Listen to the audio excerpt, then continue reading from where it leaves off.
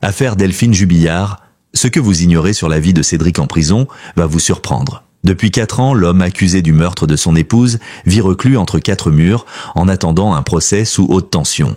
Mais que se passe-t-il réellement derrière les barreaux ? Entre sevrage brutal, console de jeu, visites inattendues et routines millimétrées, son quotidien carcéral soulève autant de questions qu'il n'apporte de réponses. Dans cette vidéo, nous plongeons au cœur d'un isolement pas si silencieux à travers des révélations inédites et des témoignages troublants. Préparez-vous à découvrir une autre facette d'un dossier qui continue de diviser la France.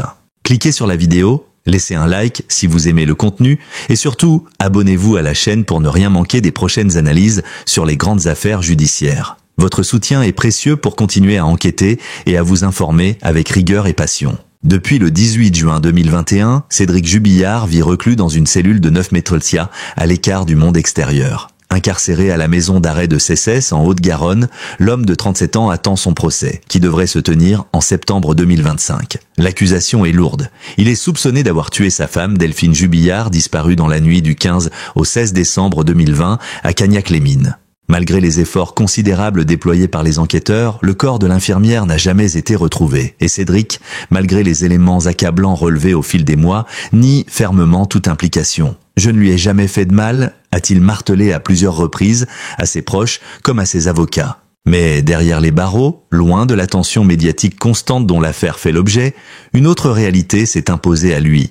Celle de l'isolement, du temps qui passe lentement, et de la lutte quotidienne pour préserver sa santé mentale. Placé à l'isolement strict depuis son incarcération, il vit seul sans contact avec d'autres détenus, ce qui est relativement rare et réservé aux profils jugés sensibles ou à risque. Cet isolement, destiné à le protéger et peut-être aussi à éviter des interactions nuisibles, le place dans une routine carcérale extrêmement rigide. Ses journées sont rythmées par une organisation stricte.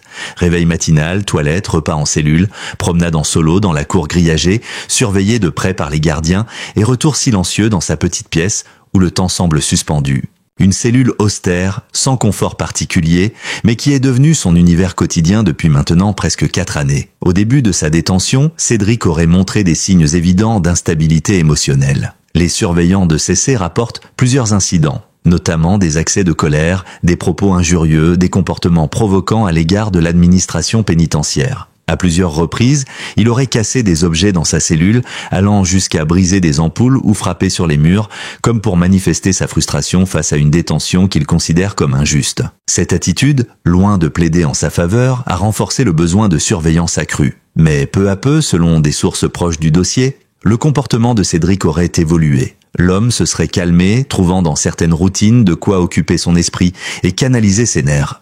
Aujourd'hui, il lit régulièrement, surtout des romans policiers et des thrillers, genre qu'il affectionnait déjà avant sa détention. Il aurait aussi pris l'habitude de faire du sport dans sa cellule, utilisant les moyens du bord, pompes, abdominaux, mouvements au sol. Une façon de rester actif physiquement, mais surtout de préserver un équilibre psychologique face à l'immobilité du quotidien.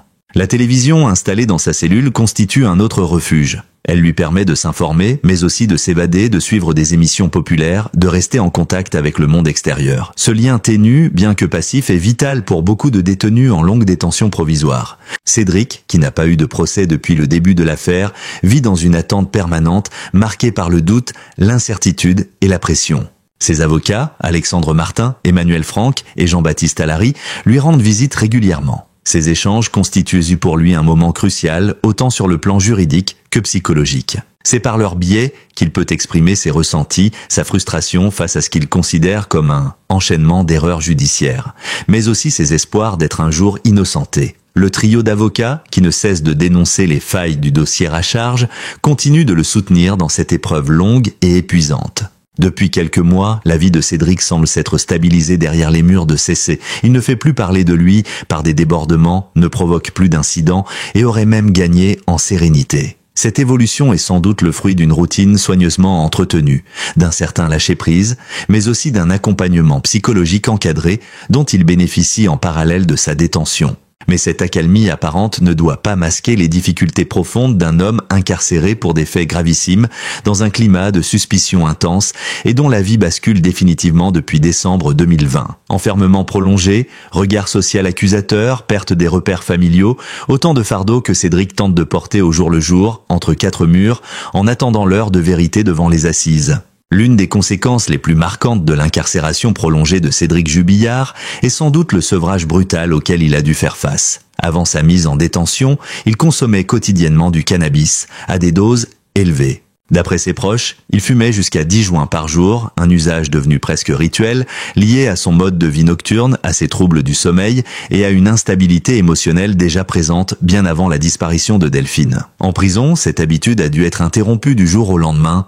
Ce sevrage forcé, sans préparation ni encadrement initial, a provoqué chez lui des symptômes intenses, insomnie, anxiété, irritabilité, sueur froide, accès de colère. Pendant plusieurs semaines, les surveillants et le personnel pénitentiaire ont rapporté un comportement nerveux, agité, voire paranoïaque. Il était régulièrement pris de crises de nerfs, alternant entre mutisme et explosion de rage. La prison de Cesses, consciente du profil psychologique sensible de Cédric, a fini par demander son transfert temporaire au SMPR, Service médico-psychologique régional, une structure spécialisée dans le traitement des détenus souffrant de troubles mentaux ou d'addictions sévères. Au SMPR, Cédric a suivi un traitement encadré, avec prescription de médicaments anxiolytiques et stabilisants censés atténuer les effets du sevrage et prévenir d'éventuelles décompensations psychologiques. Ce protocole médical, s'il l'a aidé à surmonter les premières semaines, a eu des effets secondaires notables. D'après ses avocats, il aurait pris plusieurs kilos, son visage serait marqué et il présenterait parfois une expression absente, comme détachée de la réalité, signe d'une sédation prolongée. Il serait aujourd'hui suivi de façon continue par un psychiatre de la maison d'arrêt dans un cadre confidentiel. Mais Cédric, bien qu'isolé et fragilisé par le sevrage et l'isolement, a tenté de reconstruire une routine mentale afin de ne pas sombrer. En plus de la télévision et de la lecture, un événement a marqué un tournant dans son quotidien. L'arrivée, en début d'année, d'une console de jeux vidéo autorisée par l'administration et offerte par une proche. Ce cadeau, qui peut sembler anodin, a pourtant eu une portée psychologique majeure. Cédric est un amateur de jeux depuis longtemps. Avant même son arrestation, il jouait régulièrement à des titres populaires sur PC ou console. Aujourd'hui, cette console lui permet de s'évader virtuellement dans des mondes qu'il connaît bien, de revivre des sensations familières et surtout de structurer ses journées autrement. En l'absence de contact humain et d'activité collective, le jeu devient un refuge mental, une bulle de distraction, de compétition, parfois même de concentration. Quelques sensations d'antan entre quatre murs, le cannabis en moins, aurait-il confié à ses avocats lors d'un entretien récent.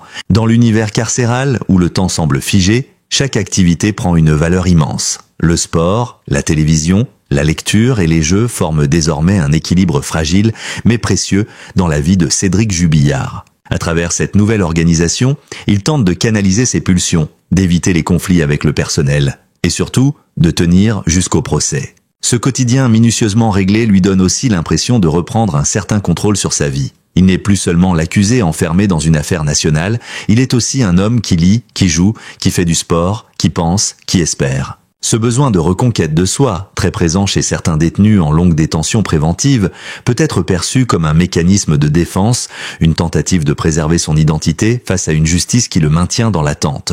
Par ailleurs, la régularité de ses contacts avec ses avocats, et plus récemment avec une nouvelle présence féminine extérieure, que nous développerons dans le prochain chapitre, lui offre des repères, des échanges, une ouverture. Il se sent moins seul, moins oublié. Et même si ses conditions de détention restent sévères, isolement, sécurité renforcée, limitation des mouvements, Cédric trouve dans cette routine contrainte une forme d'ordre et de prévisibilité. En fin de compte, à défaut de liberté, il s'est construit une structure mentale faite de livres, d'écrans, de jeux et de médicaments. Ce fragile équilibre pourrait être mis à mal à tout moment par un transfert, un refus de visite, une dégradation psychique. Mais pour l'instant, il tient. Et cela semble, selon certains observateurs, être déjà une forme de victoire dans cet enfermement infini qui précède l'inévitable confrontation avec la justice. Dans la solitude absolue de sa cellule d'isolement à la maison d'arrêt de Cessé, Cédric Jubillard a vu émerger une relation aussi inattendue que controversée. Depuis environ un an, une femme prénommée Judith, originaire du Gers, a progressivement pris une place de plus en plus importante dans son existence carcérale. Cette femme de 30 ans, totalement inconnue du grand public, n'est pas liée à l'affaire Jubillard, ni à la famille de Delphine, ni au cercle proche du détenu. Pourtant, elle est aujourd'hui l'une des seules personnes à lui rendre visite régulièrement. Tout a commencé par une correspondance. Judith, touchée par l'histoire ou intriguée par le profil de l'accusé, nul ne sait exactement ce qui a motivé sa démarche, a décidé de lui écrire. Une lettre, puis 2, puis 10. L'échange s'est noué dans l'intimité du papier, loin des regards et du tumulte médiatique. Cédric, enfermé, sans lien affectif direct depuis la rupture violente avec sa précédente compagne, a répondu. Très vite, les mots se sont transformés en confessions, en partage de pensées, en éclats de mémoire. Au fil des mois, la correspondance s'est intensifiée. Judith a multiplié les envois, lettres, cartes postales, dessins, parfois même des impressions de photos. Une relation d'attachement s'est construite sur la distance, à travers l'écriture, cette forme d'échange lent mais profond. Le ton des lettres devenait plus personnel, plus intime, jusqu'à ce que naisse ce que beaucoup qualifieraient aujourd'hui d'idylle carcérale. Un lien d'affection fort, presque exclusif, entre un homme coupé du monde et une femme qui, à l'extérieur, semble avoir choisi d'y consacrer une part essentielle de sa vie. Au printemps 2023, Judith a demandé à pouvoir rendre visite à Cédric. Dans un premier temps, l'administration pénitentiaire a opposé un refus, estimant la relation encore trop récente, trop floue. Mais après plusieurs mois d'échanges réguliers, validés et suivis, et avec le soutien des avocats de Cédric, une autorisation a été délivrée. Depuis fin 2023, Judith rend visite à Cédric chaque semaine, dans un parloir réservé, sous surveillance discrète mais sans séparation physique. Chaque visite dure environ 45 minutes, durant lesquelles les deux peuvent se parler librement, se voir, parfois s'effleurer les mains. Ces moments, rares et précieux, représentent pour Cédric une échappatoire émotionnelle majeure. Dans un univers où les contacts humains sont rationnés, froids et souvent liés à la procédure judiciaire, la présence de Judith offre un contrepoids humain, un fragment de normalité, une respiration.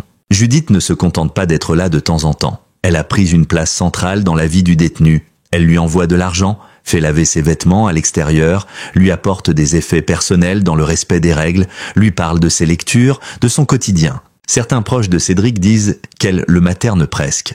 D'autres parlent de dépendance affective, voire d'une stratégie de survie de la part du détenu qui trouverait dans cette relation un pilier pour affronter l'isolement. Cette liaison, bien qu'acceptée par les services pénitentiaires, ne fait pas l'unanimité. Une partie de la famille de Delphine Jubillard, toujours en quête de vérité, voit dans cette relation une insulte à la mémoire de la victime. Comment un homme accusé du meurtre de son épouse peut-il se permettre d'entretenir une nouvelle histoire d'amour ? Ne devrait-il pas être dans la douleur, le remords, le silence ? Judith, de son côté, refuse de s'exprimer dans les médias. Elle ne cherche ni publicité ni reconnaissance. Ce qu'elle fait, elle le fait par choix, selon ses rares confidences à des proches. Du point de vue judiciaire, cette relation n'a aucune influence directe. Mais sur le plan psychologique, elle est devenue le centre de gravité du quotidien de Cédric.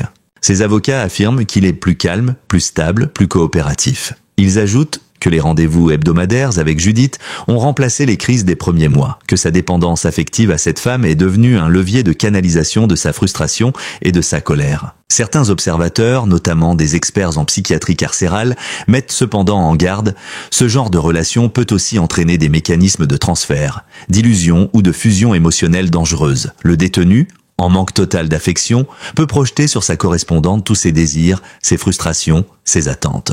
Le jour où cette relation s'interrompt, volontairement ou non, le choc peut être violent, voire dramatique. Pour l'instant, cependant, Judith est toujours là. Elle continue d'écrire, de téléphoner, de venir, de soutenir, dans l'ombre d'un dossier judiciaire tentaculaire, dans les silences d'une cellule grise. Elle est le seul rayon humain qui traverse les murs. Et Cédric, lui, s'y accroche avec la force du désespoir. Car à défaut de liberté, il lui reste ce lien, fragile, controversé, mais essentiel. À l'approche de son procès pour meurtre, prévu en septembre 2025, Cédric Jubillard est plus que jamais au centre de l'attention. Après bientôt 4 ans de détention provisoire, c'est une échéance capitale pour lui comme pour toute une famille encore sous le choc de la disparition de Delphine. Dans ce contexte tendu, sa vie derrière les barreaux, ses relations et son comportement sont scrutés de près par la justice, les médias, mais aussi par l'opinion publique, divisée. La relation entretenue avec Judith, révélée il y a quelques mois, a provoqué des remous. Si certains y voient un signe d'humanité, d'autres dénoncent une stratégie d'image. De nombreuses personnes, notamment au sein du cercle familial de Delphine Jubillard, vivent très mal cette idylle carcérale. Pour eux, il s'agit d'un affront, d'une trahison envers la mémoire de la disparue. Comment un homme qui clame son innocence peut-il chercher l'amour, organiser des visites sentimentales et recevoir une console de jeu alors que l'on ignore encore ce qu'il a fait de sa propre épouse? Les parents de Delphine en particulier restent convaincus de la culpabilité de leur ancien gendre. Ils continuent de porter la voix de leur fille disparue à travers les médias, les réseaux sociaux, les veillées en son honneur. Pour eux, chaque avancée de Cédric dans sa vie carcérale, qu'il s'agisse d'un aménagement de sa cellule, d'une activité nouvelle ou d'une visite, est vécue comme une injustice, une blessure rouverte. Mais malgré ce contexte émotionnel chargé, Cédric n'est pas seul. En plus de Judith, il conserve quelques soutiens familiaux, notamment du côté de sa mère, avec qui les liens, bien que parfois distendus, n'ont jamais été complètement rompus. Il reçoit également des lettres d'anonymes, des témoignages de soutien de personnes qui doutent de sa culpabilité, ou simplement qui estiment que le principe de présomption d'innocence doit s'appliquer tant qu'aucune preuve formelle n'est produite. Du côté de ses avocats, la stratégie est claire, continuer à marteler que le dossier est fragile, qu'il repose avant tout sur des indices indirects, des déclarations contradictoires et surtout l'absence totale de corps. Pour eux, le procès sera l'occasion de démonter les accusations point par point, de souligner les failles dans l'enquête initiale et d'interroger les zones d'ombre que le dossier d'instruction a laissées ouvertes. Ils dénoncent notamment un traitement médiatique déséquilibré, qui aurait contribué à façonner un portrait coupable bien avant tout jugement. Mais la réalité judiciaire est implacable. Les assises approchent et avec elles, une pression grandissante. Le procès devrait durer plusieurs semaines, mobiliser de nombreux témoins, experts et provoquer une couverture médiatique intense. Les jurés, dans cette affaire à forte charge émotionnelle, auront un rôle déterminant. D'autant plus que l'affaire Jubillard ne se limite pas à une disparition.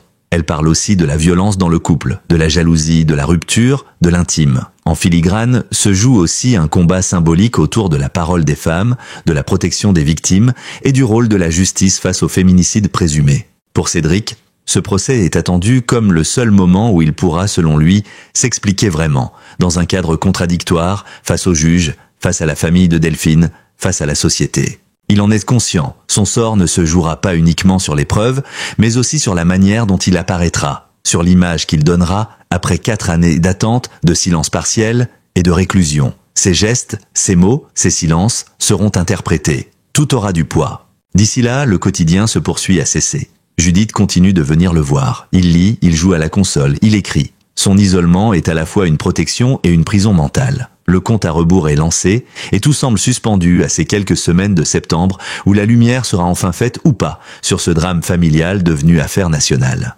Reste une question essentielle que personne à ce jour ne peut trancher avec certitude. Où est Delphine Jubillard? Que s'est-il réellement passé cette nuit-là dans cette maison du Tarn où tout semblait déjà s'effondrer? Et si Cédric n'est pas le coupable, alors qui? C'est à la cour d'assises de trancher. Et à la vérité, si elle peut encore surgir, de se faire entendre. Merci d'avoir regardé cette vidéo jusqu'au bout. Votre attention et votre fidélité comptent énormément pour nous. Si ce contenu vous a intéressé, n'oubliez pas de vous abonner à la chaîne pour ne rien manquer des prochaines vidéos consacrées aux grandes affaires judiciaires, aux disparitions troublantes et aux portraits marquants de l'actualité. Laissez-nous un commentaire pour partager votre avis, vos hypothèses ou simplement nous dire ce que vous en avez pensé. Votre opinion nous intéresse vraiment. Activez la cloche pour être informé dès la sortie de nos prochaines enquêtes exclusives. Encore un grand merci pour votre soutien. À très bientôt pour de nouveaux contenus toujours plus approfondis, toujours plus captivants.